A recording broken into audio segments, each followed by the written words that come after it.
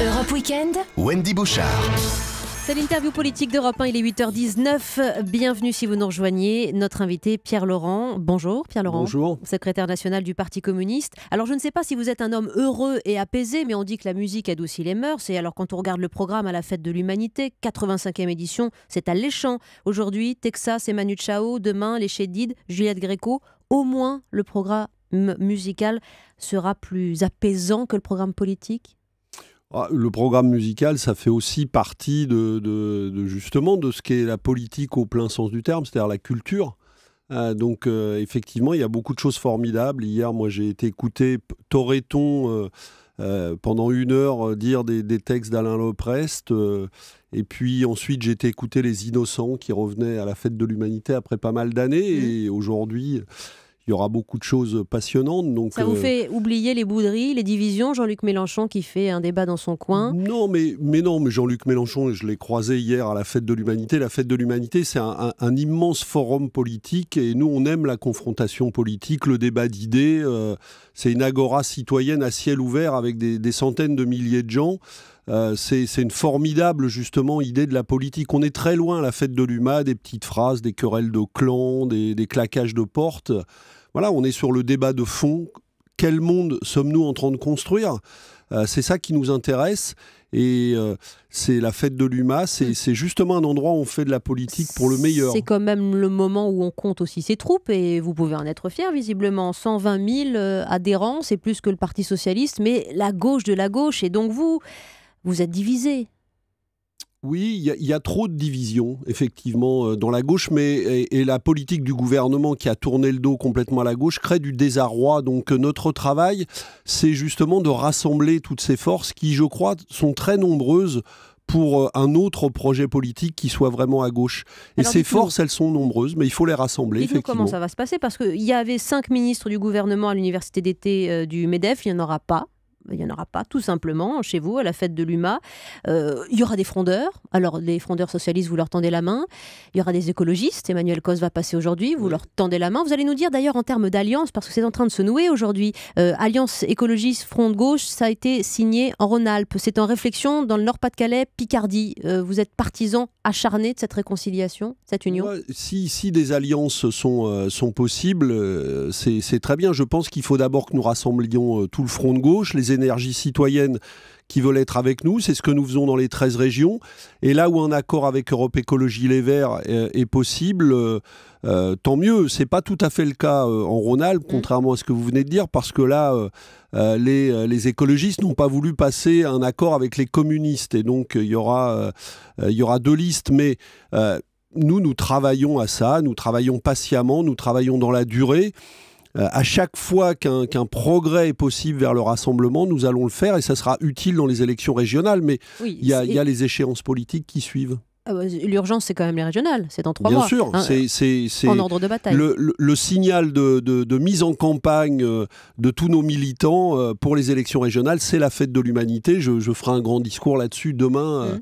Devant la foule de la Fête de l'Huma. Et vous dites, le rassemblement commence aussi par une organisation bien claire du côté du Front de gauche. Encore une fois, Mélenchon fait bande à part. Qu'est-ce qu'on fait avec le personnage ? Oui, mais le Front de gauche, vous savez, c'est pas une personnalité. Le Front de gauche, c'est des citoyens qui se sont décidés à travailler ensemble, justement pour... Ce sont des mots, Pierre Laurent, il vous éclipse, non, Mélenchon. Et il veut être candidat en 2017. Oui, c'était notre candidat, justement parce que nous étions dans une démarche qui était très collective et qui avait su rassembler tout le monde. Et c'est ce qu'il faudra faire pour les prochaines échéances politiques. Et c'est pas la concurrence de tel ou tel candidat qui va résoudre ce problème. Donc nous allons reconstruire un nouveau projet politique et moi je vais travailler à ce que convergent cette fois des forces plus larges parce qu'il faudra en 2017 une candidature, je l'espère, qui puisse rassembler toute la gauche anti-austérité, qu'elle vienne des socialistes, des écologistes, du Front de gauche et des communistes.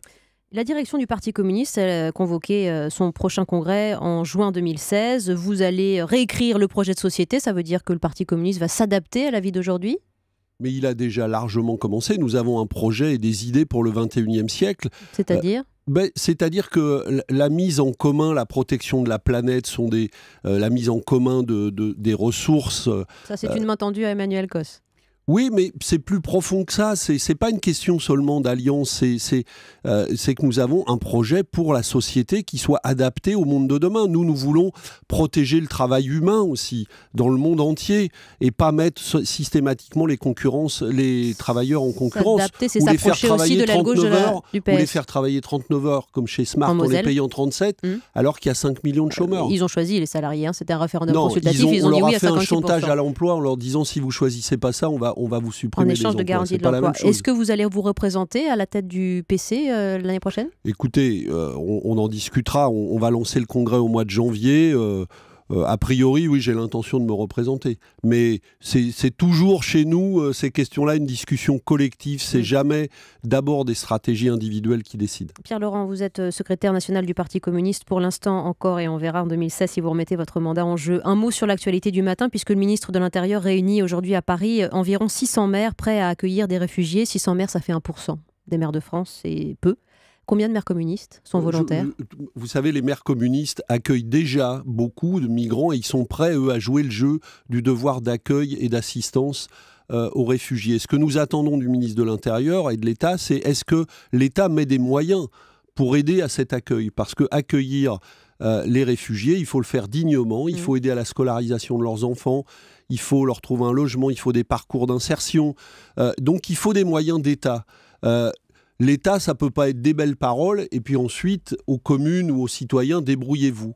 Donc, nous attendons du ministre de l'Intérieur des engagements précis pour aider ceux qui sont prêts à accueillir, à pouvoir le faire dans des conditions dignes pour les réfugiés. Juliette Gréco sera demain sur la scène de la Courneuve. Elle fait ses adieux en ce moment à son public. Elle passe par chez vous. C'est un hommage ? C'est un hommage, et puis vous savez, il y a eu un long compagnonnage de Juliette Gréco avec nous. Elle est venue plusieurs fois dans sa carrière à la Fête de l'Humanité. Je pense qu'elle aime cette fête, et c'est pas du tout par hasard si elle a choisi de faire son dernier concert à la Fête de l'Humanité. Pierre Laurent, merci beaucoup d'avoir répondu aux questions d'Europe 1 Week-end. Merci, bonne fête de l'Humanité. On se retrouve dans un instant avec la revue de presse à la une, le grand entretien d'Anne Sinclair, son invité Boualem Sansal, écrivain et essayiste. À tout de suite.